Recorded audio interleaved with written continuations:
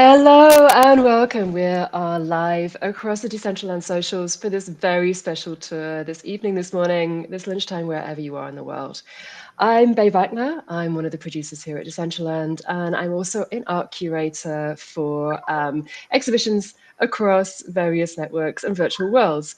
I am absolutely delighted to be joined here today by so many people about this exhibition. I'm going to mute everything first, though, so we're not we're not pinging in all different directions. Let me just mute this screen here. There we are. So muted. So I want to welcome everybody here today on this very special tour of some quite extraordinary installations that have been placed in Decentraland to mark a very special exhibition that's opening this week. So I'd like to welcome with me here on this tour, we have Kim Courier from the Decentraland Foundation. We have co-curator of this exhibition, Damir Fiescht from Croatia. Hi, Damir. And one of our amazing artists, Leah Smith. Leah. Hi, Leah. Hi everyone. So to start off with, if you are joining us across these socials, so on YouTube, Twitter, or on LinkedIn, we are live right now in Decentraland. So I've dropped the link on Twitter. We're at a realm. So instead of going into what we call Genesis in Decentraland, the main parcels, the main lands of Decentraland itself, we've got a different installation this evening. We're jumping into what's called a world. So if you're new to Decentraland, you might not know that if you own an ENS name or a Decentraland name, you can have your own special realm in Decentraland away from all of the other parcels, but in your own special realm where you can install works. And as part of the curation of the slash-spatial exhibition, which Dami is going to talk a little bit more about in a few minutes' time, we wanted to install some of the special works across Decentraland as well. So what we did is we created two different worlds using the Decentraland names, and we placed some of the special 3D works in Decentraland using those worlds so we could max out the polygon counts. And that's one of the really key things to kind of learn as you explore the worlds with us over the next half an hour, is that these are actually higher polygon GLB 3D works in Decentraland itself. So if you are joining us in World, dive in now. We're in realm equals meshfair.dcl.eth. We've dropped the links in the various socials, so please do join us in World if you can. We're going to be touring around. We're going to be seeing some of these works. And I would like, please, just to open it up straight away to Damir, who is my co-curator of this exhibition, to kind of tell us a little bit about how did this come about. Hi, Damir. You're muted, just an FYI, Damir. Thank you. I just wanted to say thanks to Bae for this wonderful introduction, and everybody who's here listening, watching, and especially people who are in world. I'm very excited. This is the first exhibition that I've curated in quite some time. And Bae and I had a chat just before we started thinking of the concept about how spatial computing might influence the future of all kinds of digital interactions. And as Tim Cook said, first there was desktop computing, then there was mobile computing. Now we have spatial computing with computers that we wear on our faces and which we don't look at but through into the world. And implications of this technology are very far-reaching, even though right now it seems very nascent, and they're far-reaching for VR, for AR, and for anything in between, any kind of extended reality that we might be finding ourselves in. The first thing that came to mind when we thought about an exhibition with 3D artists was how can we connect spatial computing with something significant that happened in the past? And almost immediately we thought of Lucio Fontana, who is a prominent name in Italian not contemporary, but modern art, somebody who's been quite famous. And also he's the original spatialist. So he founded the movement of spatialism in the late 1940s, where he wrote Manifesto, of what art is supposed to be. This is something we wanted to use as a starting point for artists to look at. And he said, and I quote, "I do not want to make a painting. I want to open up space, create a new dimension, tie in the cosmos as it endlessly expands beyond the confining plane of the picture." Some of his early work exhibits him trying to enter into the space of the painting by slashing canvases and making these 2D parts of the art experience into something bigger, something wider, because through that hole, through that incision that he makes, the cosmos comes in, something endless comes in. And we felt like this is an interesting intersection to be at, because spatial computing is doing something very similar. It is making us have digital layers in the material world around us, sometimes even violently, with a headset on or a phone or any kind of spatial computer that we currently have. And it creates a sense of there is more to this space around us, this material space, than we can imagine simply by seeing it in a very traditional way like we have so far. So we asked 14 artists who have answered the call to try to reinterpret some of the works of art by Lucio Fontana and create their own version of it.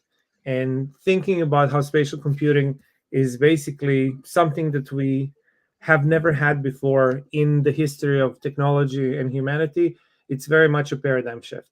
And the promise of that is for us to use computers more intuitively and more immersively than ever before. So I would like to leave it at that, and the rest I would love to give the word back to Bei, Kim, and one of the artists that has made her art piece based on this, Leah. Absolutely. Thank you, Damir. I think there's so many layers to this exhibition. It was just such an exciting thing to be able to put together.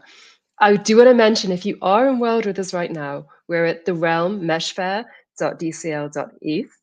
If you look at the big notice board in front of you, the big signage here, it's a very minimalist world. One of the reasons for that is we wanted to give all the triangle counts and the polygons to the works themselves rather than the environment. But if you see the big notice board in front of you, you'll see there's some QR codes there.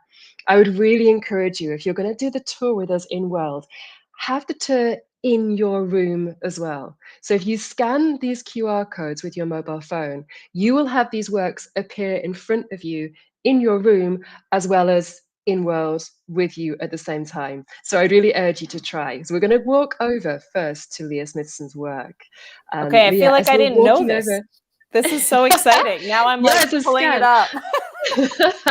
So we're going to walk to Leah's first. It's the top of the list on the scans you can see. So scan it. It should appear for you in World. So I would love, if you're in World with us now, share a picture of Leah's work in World and also in your living room, if you can. We're going to head over there now. So Leah, as we walk over towards your work, what are we about to see? So what we're seeing right now is the physical manifestation of, or my version of the physical manifestation of the slash. One of the things that really impressed me about Luciano's work is that he really, one of the things that was interesting is that what made him really think about reinterpreting his work is they were talking about the moon, and also, well, talking about going to the moon. And so what was interesting was that what we're talking about spatial computing, about one of the things that resonated with me about what Damir said is that even right now we are the way technology is moving, and also the idea of being able to put this layer on top of the world really kind of made me think about humans and travel and using our bodies as a means to be able to do that as well. And that's just kind of a little bit of kind of what was going through my mind when I thought about what to do for the show. So you're thinking about this, the infinity of space, the human bodies, and I think there's something specific about a wormhole here. Can you tell me about that? Yes. So around the time that we started doing the exhibition, I also read a report about a new discovery in space. And on that topic of being able to see things that normally seemed invisible, a woman actually just discovered the fact that there's that the universe is more organized than what we thought it was. And what it is a very large ring of galaxies. Before, the way scientists thought of the space in the universe is that maybe it's about, on average, about 10 light years across. But this ring is actually, I think, 4 light years across. So what that means is that the universe is more organized, and there are forces there that we don't know about. And so in thinking about the work that the theme of the show, and because of my background in my art practice, what I do is I do portraits of, or talk about our human experience using portraits that represent more of an emotion or a frame of mind rather than what a person actually looks like. So that's why I'm using figurative bodies to represent that slash or that hole in space. It was kind of interesting to me. I was looking at some of the sculptures, uh, and one of the sculptures that was an inspiration for this work made me think about, I think, where it was brass and it had holes in it. And it made me think about that idea of that ring of galaxy. So it was kind of interesting to me that this new discovery physically in space, in the universe, had that same, I guess, it was put together in a similar way as the sculpture that was the inspiration for this piece. Kim, I know that you're experimenting in real time right now with the mobile, you're in World. How are you finding this? This is the first time I've ever done this, which is super cool. There's so many amazing innovations happening where I'm seeing something in Decentraland and the VR like in the same room. I'm kind of going back and forth. So Leah, this is really cool. So thank you for giving me another Decentraland first. I love this. No, thank you. I'm so glad. And that's the thing, is like originally I had this arrangement of bodies, or I've been playing with the bodies kind of morphing like this, but it's been in their own world that I've created for them. So it's really cool, like just kind of like what we were talking about, having people be able to take these into their own space and letting this avatar kind of like live its life, have multiple lives around the world, basically. So I should explain, we've got 600 people joining us so far across the socials. If you're one of these people, join us in World. We've been posting across the socials that we're in a realm, we're in a world in Decentraland right now, a special world built outside of Genesis Plaza. You can have one of these worlds yourself if you have an ENS name or a Decentraland name, which means you get 20 by 20 parcels that you can max out with triangles. So when we first started creating this exhibition slash-spatial for objkt.one, it's opening in objkt.one NFT platform on Thursday. It's opening in Tech Contemporary Gallery in Copenhagen on Thursday. We really wanted to bring these amazing works by 14 different 3D and VR artists across as many realities as we can. So we're here in Decentraland right now in a world with high poly models installed in 2 Decentraland worlds. We're starting in a first world at meshfair.dcl.eth, but we're going to be jumping to a second shortly. But if you're in World with us right now, you will see as you come in, there is a big notice board with AR codes. So what you can do is you can take your phone, scan the AR code, and bring these works both simultaneously with you in your room and also see them in Decentraland in a virtual realm as well. Damir, how is it for you? Have you got the models working where you are too?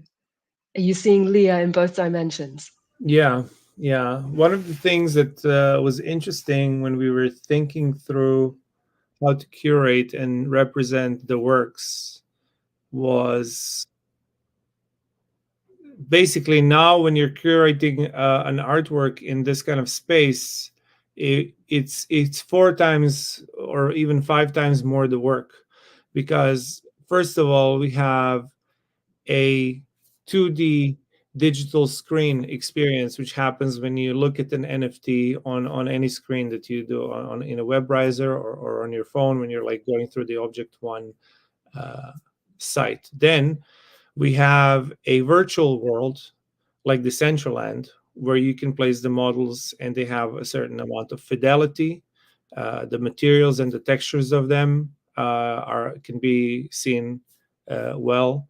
Then we have on Cyber, which is also one of the places where we have this particular exhibition in a completely different space. So, for instance, in the central end is this big open space, kind of like an open world gaming experience. But then on Cyber, we have a gallery, which is a closed space with the works in a very different ratio to the characters who are in it, to the avatars who are in it. Then we have an AR part of it, which is you scanning the QR code and projecting it into whatever space you're currently in while you're listening to this or experiencing the exhibition. And it's quite an interesting new dimension to trying to think about how an artwork that's digital, that doesn't have material physical dimensions, what will be its size? How are you going to organize the artworks when you can design the space the artworks that are in? Usually it's the other way around. You have a gallery and then you place the item in the gallery. It has very clear material dimensions, and certain works of art are experienced very differently based on how big or small the space you're in to observe it is. So it's quite interesting, and I think new and more is going to be an interesting way to think about what is an artwork that's digital. Like, how do you experience it? Like, a lot of it has to do with the space that it's in, not just the work itself. I think it's super interesting, these different dimensions that we can bring 3D works into. If you're with Decentraland as well, you might know about the camera. So not only can we install works across different dimensions right now, and Damir, I think it's really that point about scale and impact and the relationship between our avatar human forms and the scales of work is really important. We can also change our point of view in virtual worlds. So if this is the first time you're in Decentraland and you want to have a play, press C on your keyboard. You'll get the camera, which means you can start flying around these objects. So one of the joys about seeing the works is you can actually, in Decentraland, start flying into them, flying above them, changing the perspective of the work completely, which I think is something that as artists we can start experimenting with. So if I work going towards Leah's, Leah, have you seen inside your sculpture before? You're Not on mute, this Leah? one. I just unmuted. Sorry. Not this So one. we I haven't can- seen inside, but yeah, I love playing around with it. In fact, I'm actually working on some pieces where I specifically designed the inside of the work because I think that's a really cool space to play with. I think it's extraordinary, and we can go into macro, we can grow into micro within the work, and it's the first time changing. I ever used the camera in this way was community members talking about it for mesh, for the cubes and everything. And I always love doing the above view and looking down where like the sculpture is hovering over the crowd and you can kind of go through, because I feel like that is always super cool too, where you can look down at the sculpture from above, which is also super fun. So yeah, the inside view is really cool, but I always think the above view too is a lot of fun. Damir, are you with us right now in World? Sorry. Yes, I am. I am jumping around next to 1 second. multiple windows here, wrangling multiple. I'm close to Maska, who is doing a painting emoticon right now. So there you go, jumping around, observing the work. As a gamer and somebody who loves open world games, this is quite an extraordinary experience. It almost feels like a very significant game event, which is happening right here. Something very, very important to the plot that you kind of run into in a map. So it's an interesting, I feel like it's an interesting dichotomy to be installing digital art, but then also experiencing it from a reference point, which is playing games. So I'm actually kind of confused right now. I really don't know what I'm feeling about this because it's a completely new context of something that until now felt very familiar for me. I think what we should do is explore. So it's that kind of sense of, right, let's explore this world and kind of embed in that feeling of, are we in a game? Are we on an art gallery? Are we in some kind of magical realm here? And Leah and Damia, Kim, I would love to get your thoughts as we travel between these works. So we're going to step away from Leah's extraordinary sculpture, which I could watch this for hours. I find something different every time I look at these forms moving. It's such a beautiful piece. And if you haven't already seen it on the objekt.one platform as well, it's objekt.one. I'll put the link in the bottom. And Leah's made an amazing video of this work working across even almost like a different reality. So if you do want to see Leah's work, Leah, if you could link to it as well in the Decentraland Twitter feed, then people can jump across. That would be amazing. I think we're going to jump now to something very different. Kim, sorry, hey. Quick question. Can you just say the names of the artists that are in this world? Yes, absolutely. So in this world right now, we have Leah Smithson, who's joined us right now in world as well. We have Alpha Coded, who I'm running towards his extraordinary sculpture over here, which we're going to kind of dive into. One of the kind of decisions about creating this exhibition was whether to add colliders or not. And we actually made the decision to leave them off so that people can kind of dive in and explore these works. So this is by Alpha Coded. We have behind us two other works in this realm. We have Mazbako, and also Mika Al-Hadef. Awesome. Thanks. All of them are on the banner on the way in with the QR codes. So we're going to explore and we're going to run in here into Alpha Coded's work. I know, Damia, you've played with this work quite a lot in AR to get some extraordinary footage. Can you tell me a little bit about this work as we dive into these undulating waves and fronds that we've got in front of us right now? So, absolutely. So this artwork is called Incisions by Alpha Coded, and it has been inspired by the clean slashes of Fontana's Concetto Spaziale, specifically an art piece called Attesa, and the perforations that he created in a sculpture called Pilola. Pilola is a sculpture which has perforations which look like stabs as opposed to incisions, which you can see in the red element in the very middle of it. So Alpha Coded takes these motifs of Fontana and turns them into kind of like a swirling, indefinable form with a very clear distinction between white blades and a pierced red oval in the middle. And I feel like it gives the piece a very strong dimension of space. And for me, it's a sense of tranquility and also potentially something ominous in the blades of the shape themselves. Quite an interesting piece and also beautiful to put into AR. I feel like finding a circular space to place the AR model onto creates a beautiful mixture of the digital art almost feeling like it was intended for a public space. Yeah, this one's so cool. The red really like stands out to me, having not seen the art before. So I tried to not look at all of the art ahead of this space because I like being able to give initial reactions. And I think the background and the simplicity of the colors with that bright red. I'm playing with the camera mode on my end, kind of going fully around it. And it's just, it's really, really cool. A really cool piece, and it stands out on the floor here. I'm seeing some community members all flying up on top of the red and then standing inside the different like levels in here, which is really cool.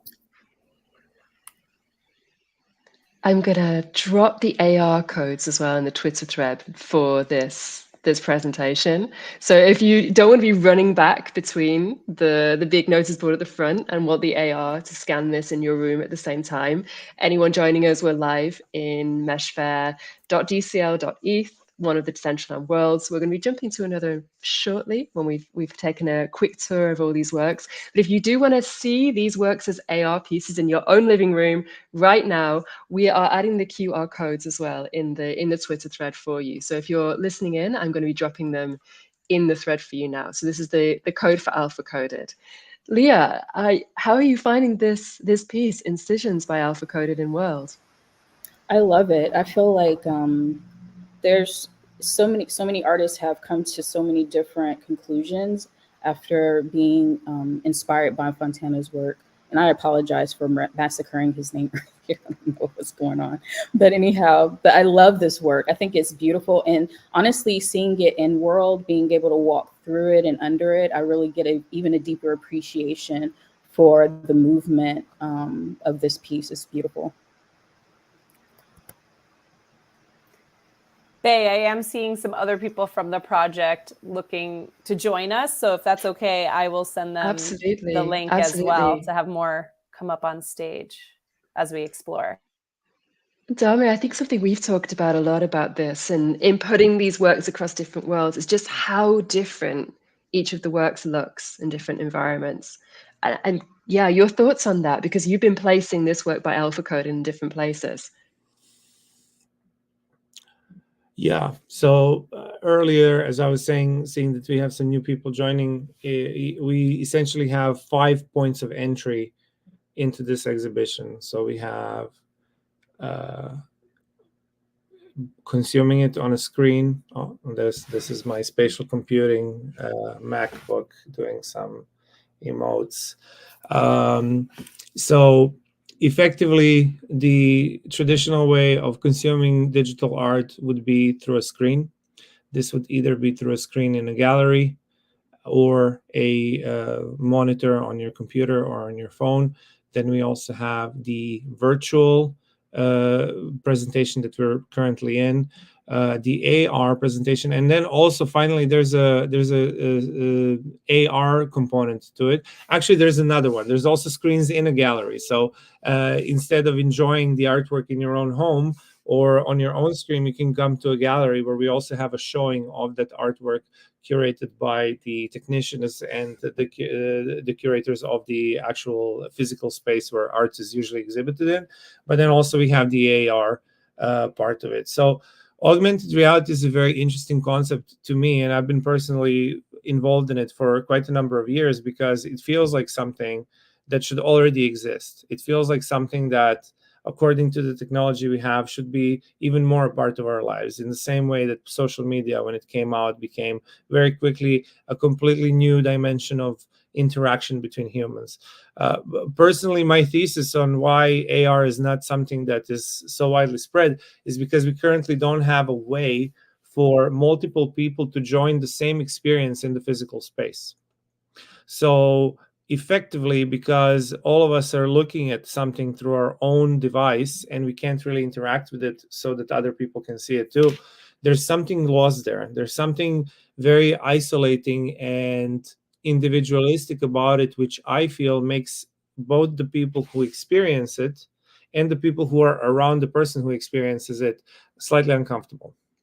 So it's a really interesting space to think about psychologically. What does it mean to share an experience in physical world if it's only through a digital layer? And spatial computing kind of solves that, because now if you have a computer that you're looking through And as the years progress and we have a form factor of the glasses of a headset, which becomes less and less intrusive and looks less like a scuba mask and more like a normal pair of glasses, we're going to have more and more people experimenting with these collective AR experiences. Before we do that, we still dive into a screen. We kind of, instead of pulling the art into the physical world around us, what we do is we enter the virtual world through our computer screens, much as in the same way that we do into a game, into a 3D game. So it's interesting to see that concretely. We can see now that more and more people are experimenting with art, which is virtual, but also in extended reality. And I find myself very much anticipating what's going to happen in the next 5 to 10 years as artists take it more seriously. Absolutely. Leah, as we walk over to the next walks, we're going to be walking over to Mika's work and we're going to be walking to Mas Bako's work. Your thoughts on that? Where do you see this going from your perspective as an artist? Well, I love this conversation because I was thinking when Damir was talking about when the smartphone first came out and you could access web on it, but it was kind of clunky and uncomfortable. But now I prefer, if I can do it on my phone, I do it through my phone rather than having to necessarily have to be on a laptop. And so I do feel the same way, like as because this technology has first come out, it's going to get easier. Things are going to be made for this technology. And I think that having exhibitions like this is really important because we are kind of like at the cusp of experimenting with this technology and being able to innovate towards things that maybe we would never have thought of before. And I think what you were saying, Damir, too, about like when you're doing a lot of AR experiences, that you're experiencing it solo, as like I see this, but no one else does. And I love the ability here where we can all walk around it together and see it from different angles as a collective experience. And everyone's using the chat and talking about it. And you can kind of see it from everyone's viewpoint versus that solo one. I know I see some people in the comments taking pictures of what they're seeing on their phone in real life too. And so being able to have that opportunity to see a piece of art that's so well done, like all of these are, in multiple platforms and multiple ways to express that art, is just one of those amazing opportunities where we were able to use tech to really expand what's possible. I am going to add, I see Mattia Cutini. I'm sorry, I might butcher your name, but I'll let him come up and introduce himself as well. There we go. Hello, Yeah. Ciao. Sorry for being late and sorry for being such a boomer with this new technology. Anyway, I'm here with you and it's amazing what I've seen so far. So yeah, thank you. Well, Mattia, we're going to jump to your world in a few moments' time. Because as you can see, we've had to split. Because Decentraland is traditionally a low poly environment. This is how we know and love Decentraland. But when we created slash-spatial, we didn't want to give any of you lovely artists polygon limits. We didn't want to restrict the size or the polygon count of all these works. So after seeing these works, I wanted to bring these into Decentraland, but the question was how. And if anyone's worked with me previously on Mesh Fair, you will know that I am really strict about polygon counts when it comes to things like Mesh Fair, like 10,000 polygons, 10 megabytes. But for spatial, we completely opened that up. And so the question was, how could we install high polygon works in Decentraland? And we found a way. So we created these two different worlds. We maxed them out so they are 20 by 20 parcels, which gives us about 400,000 triangles each in each world. And in a Decentraland name world, we have 100 megabytes. So that meant that I could split the works between two different worlds. So we're at the moment, if you're with us right now in world, we're at the world at meshfair.dcl.eth. The link's in the comments. And in a few moments, after we've seen these two final works here, we're going to jump to the world that has Mattia's work, which is beautiful. We're going to be jumping there soon, which is my name. So baybachner.dcl.eth. But before we jump, we've got 2 works to see here. And these are 2 that I would really recommend if you've never played with a Decentraland camera before. Press C if you're in the Witherspoon world and start to just go into these works and up to see them from above, to kind of explore these works inside. And Damir, can you tell us a little bit about what we're seeing here in front of us, animated so beautifully in all their high polygon glory right now in Decentraland?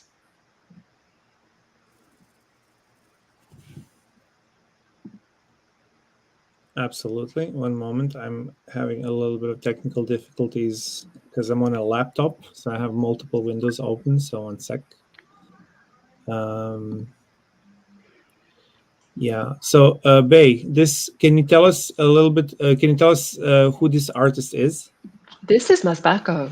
So Masbako is an artist that works mainly with abstractions of the human form. So this work is called Dots.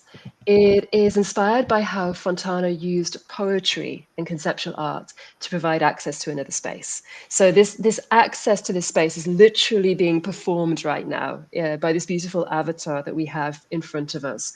And one of the glorious things about the Decentraland environment is we have this shine across this sculpture. So it's one of the really interesting things. See how this sculpture looks to you in AR when you cast it into your own environment at home. I will drop the AR code for everyone who is following along with Twitter.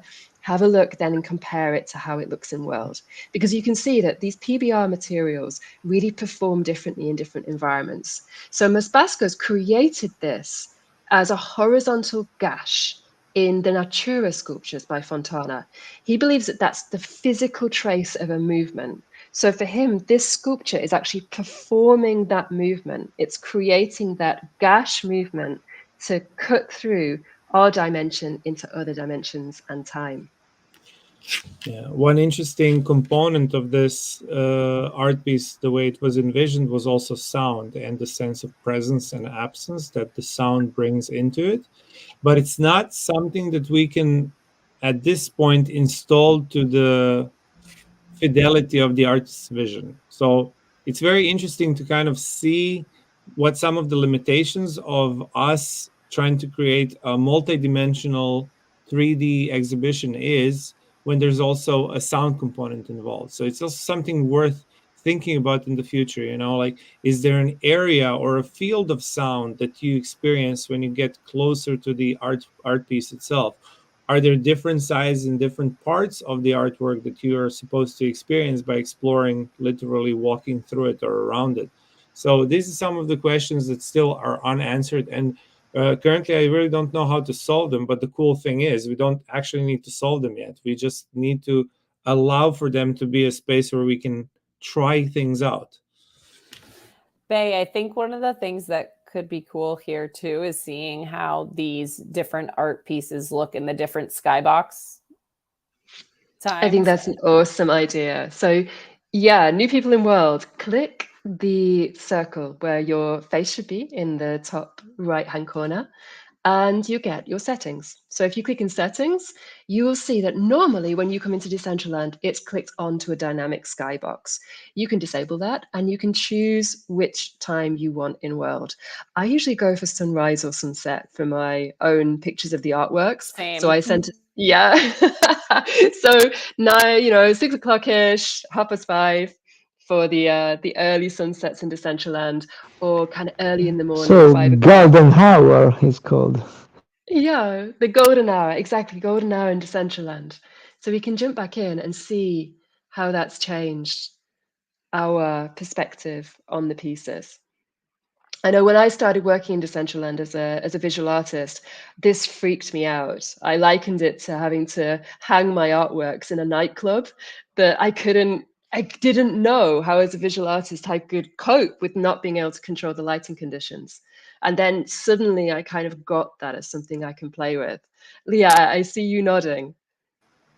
Yes, I can definitely agree with that. And it's really, that's kind of like what we've been talking about, having to be able to play with these different spaces and to know, like, even though it is like we can't predict what the user will do, it also allows for these surprising moments like with this work.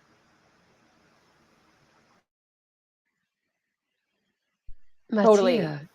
No, sorry, Kim, go ahead. No, that's okay. Go ahead, Mattia. No, I was thinking about the scale that actually is pretty arbitrary. You can have it very small and very big, and this is only a thing about the user that wants to install this sculpture. And this is a very big and interesting thing about digital sculptures and digital realms that gives you one more point of freedom, I suppose. Absolutely. And as I post the AR codes in the Decentraland Twitter stream under this live chat, if you're playing with AR at home, you can actually change that scale in real time. So you might not know, but if you start opening your fingers on your camera, the sculpture will get bigger. If you start closing it down, you can make a smaller sculpture. You can click and move the sculpture around in AR. So you can really start to set that sculpture in response to your own environment, which is something that we're loving doing in Decentraland, to be able to put these sculptures together and start these kind of dialogues and these interactions between them, which kind of segues us nicely into dialogue between these two sculptures. So these artists worked independently as response to Fontana's work. Anyone joining us, this is the slash-spatial exhibition. It's looking at spatial computing through the reinterpretation by 14 artists of seminal works by this incredible art history figure called Lucio Fontana, who is creating the Spatialist Manifesto in 1947. Is Hey, Lucio. Lucio. No luchar, como en español. Lucio. I'm sorry, I'm too Spanish. Lucio. So, and we need to do the hand gesture as well, Mattia. Lucio. Absolutely. No, it's an interesting story because in this afternoon I have wrote to Damir the small integration is not manifesto, it's manifiesto. I was calling myself, why? Because it was from Argentina, actually. It was half Argentinian and it was an Italian in Argentina. So manifesto is not manifesto bianco, but it's manifiesto blanco. So actually, it's interesting that you say Lucio or Lucio or whatever, because it's half Argentinian. Yeah, and Argentinians love the sh sound. So I wonder what they called him when he was Lucio. Lucio, yeah. It's always the sh. Thank you, Mattia. Mattia is our cultural advisor, cultural sensitivity advisor. So it's really great to have him. We're going to move, okay? We can talk cultural sensitivities on the way because I'm concerned we're running out of time. So we're going to move now from Mas Basco's work to Mika's work. And you'll see there's a real dialogue here going on between these two sculptures. Again, it's another one. If you're in world with us, you will see this is one of these sculptures that changes dramatically under the different lightbox settings. You can see here it's almost translucent in this lightbox. But if I change my time of day in Decentraland to say here, I get something that looks extremely different. You can get enormous colored reds coming out of this, red sparkles. It really performs with the light and it's animated as well. And Damir, would you like to tell us quickly about Mika's perspective on this work?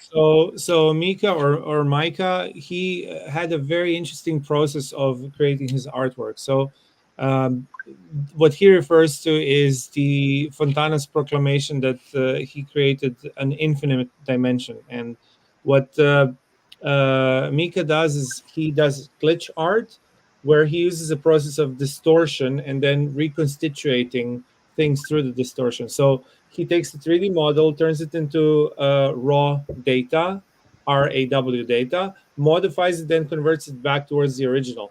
But the way that he modified the 3D model when he turned it into raw data is by using sonification and audio editing.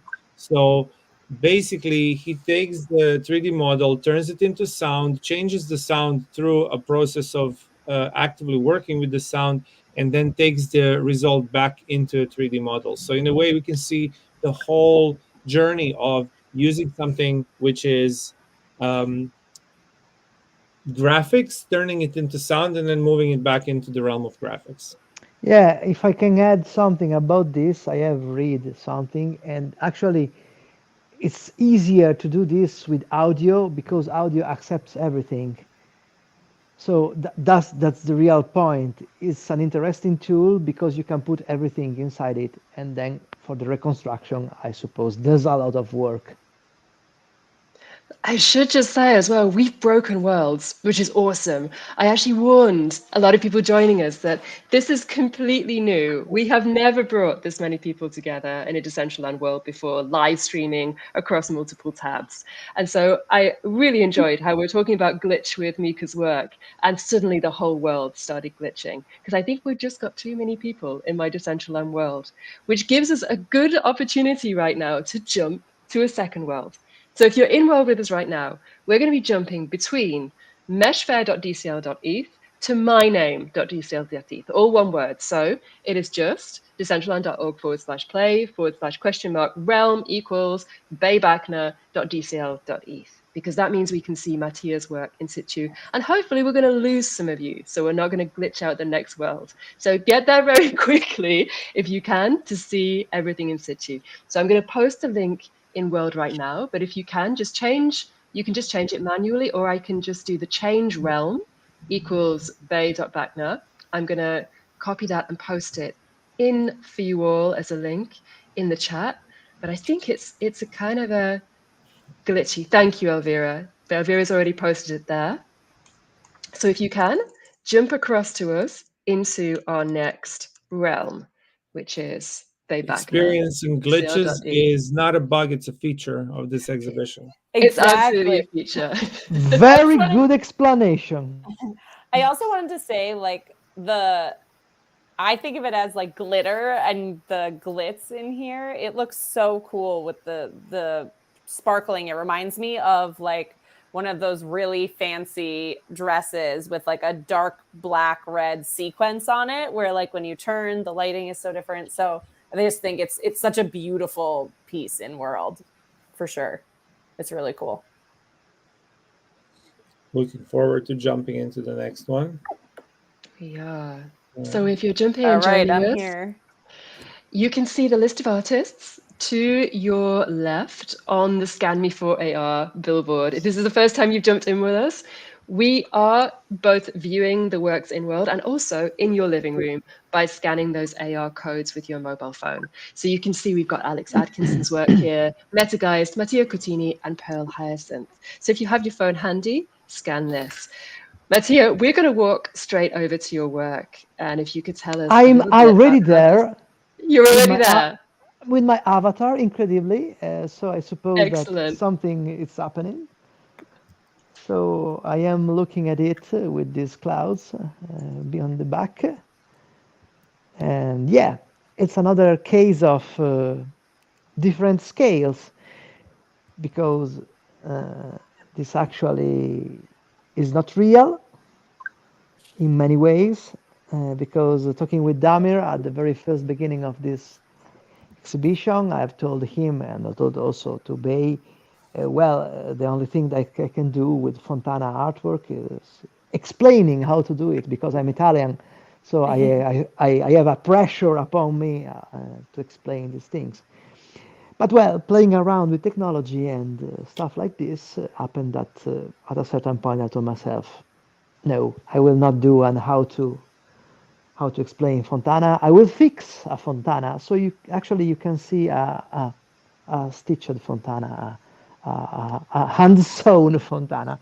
Yeah, I've started doing this kind of artworks like in 2020, but even before I am pretty known in the space of crypto art, because I do this like a pixel art, but it's done manually, so every single pixel is done with rubber stamps, and this time is in 3D, but this 3D doesn't exist in reality, because to create this artwork, I've first created 30 different small paper sculptures, all crumpled by hand and modeled by hand.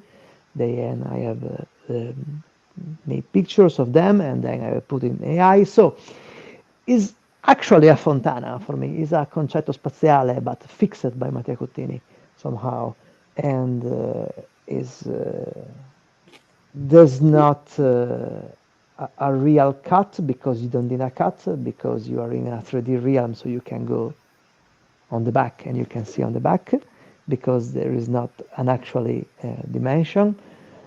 So for me is a concetto spaziale. I don't know how to explain better, but somehow I feel that is proper, is a proper concetto spaziale, a fixed one. Damir, I'm going to bring you in. Nice. Make me explain the artist's work while the artist is here. This is like This is It's what you do. okay. Go for it. this is artsplaining. No, because I don't explain myself. It's better if someone else do it. Who cares? Absolutely. Well, Go for it.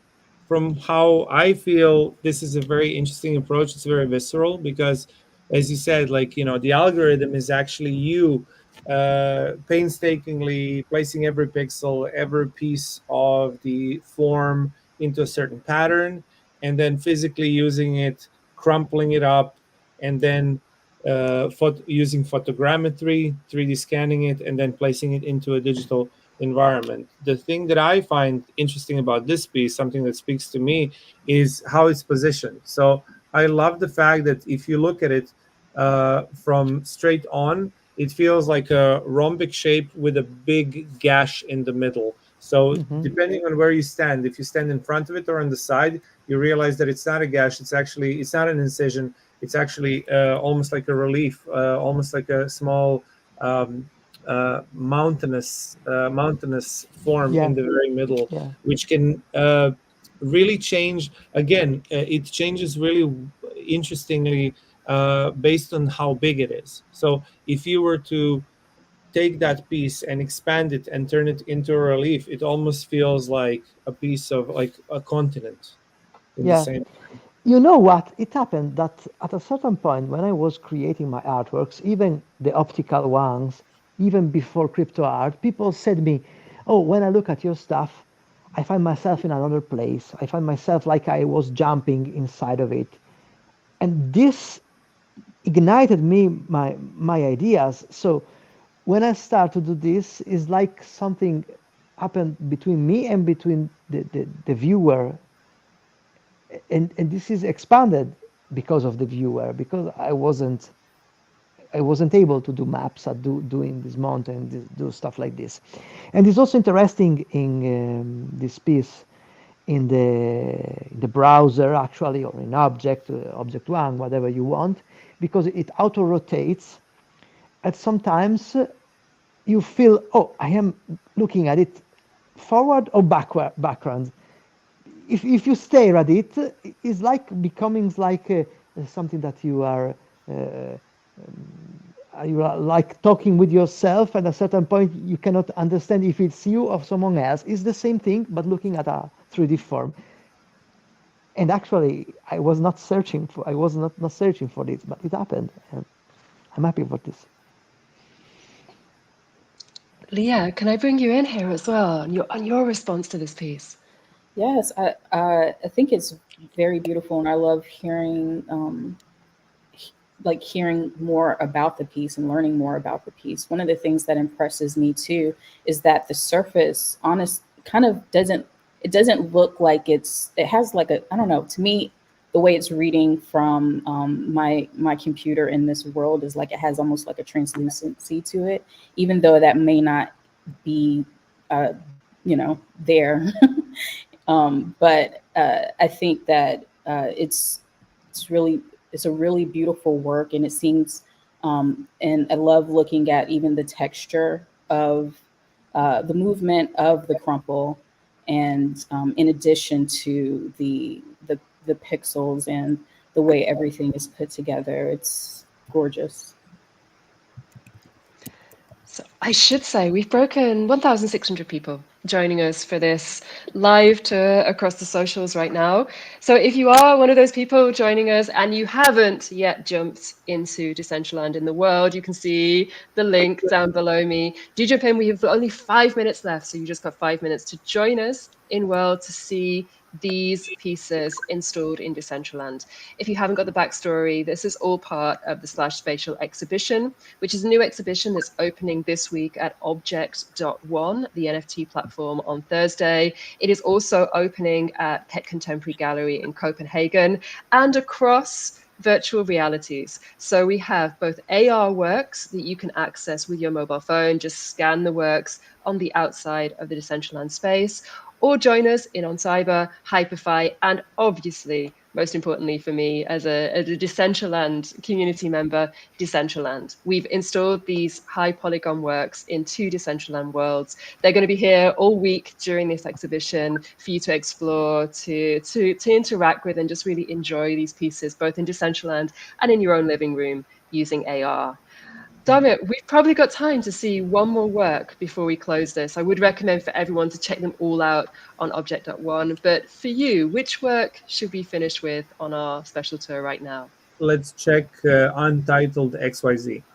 Great. So if you're with us in World, let's all head over to the beautiful column, which you can see in front of us. This kind of epic piece. Yeah. Coming out of Decentraland. Dame, yes, please. So yeah, this art piece is called Vital Sign. And kind of like Alpha Coded that we talked about earlier, the big circular form with the red centerpiece. Untitled XYZ, when he worked on this piece, he felt that there was something ominous in Fontana's work, and specifically he is referring to the Natura series of sculptures. Natura series of sculptures is very much recognizable by it being big spheres made out of bronze with a horizontal slash through them. And what Fontana talks about is that he is intentionally disfiguring art to create a human connection, a vital sign. So the vital sign that Untitled XYZ places in this very classical Greek column is a vital sign, which is a gash of pixels of glitch art. So using 3D architectural elements that he has in most of his practice, and if you see some of Untitled XYZ's work, he does a lot of reinterpretation of classical art, specifically Greek architecture. It's really interesting to see how these pixels with melted edges and matter, which is kind of creating almost a violent trace through that classical piece of architecture, makes it in the same time very corporeal, but also somewhat astral. I feel like it's for the artist, he talks about it being ominous, but for me it feels like incredibly well meshing really well, like the classical art and the pixel trace. May I add a thing about this, because I'm looking at it at late evening, and it's even more better. Yeah, mine's set to the midnight, and it's super cool. A super dark screen. The purples are always my favorite. Bay knows I always go to the purples in the sky, and it looks like there's, like, from the inside, it looks like that glow is kind of coming through the middle, which is really cool. Yeah. If we go inside of it, if you don't have colliders set up and you go into the sculpture itself, it almost feels like being in a classical architecture of the Pantheon in Rome or something similar. I feel like here the size really sets it up as colossal, literally. Leah, I see you're inside with us as well. Yeah, what I'm doing is I've been looking at this gash, and I love seeing all of the, really, I guess it's pixels, but it's like the material all crumbled up inside of each other, and in the midst of like the interior view of the column is very, very cool, mesmerizing. Kim, I think we're running out of time. It's been one of those ones that could go on for another good few hours. It has been absolutely such a pleasure to bring everyone through these amazing installations in Decentraland right now. Kim, some closing words from you from a Decentraland point of view.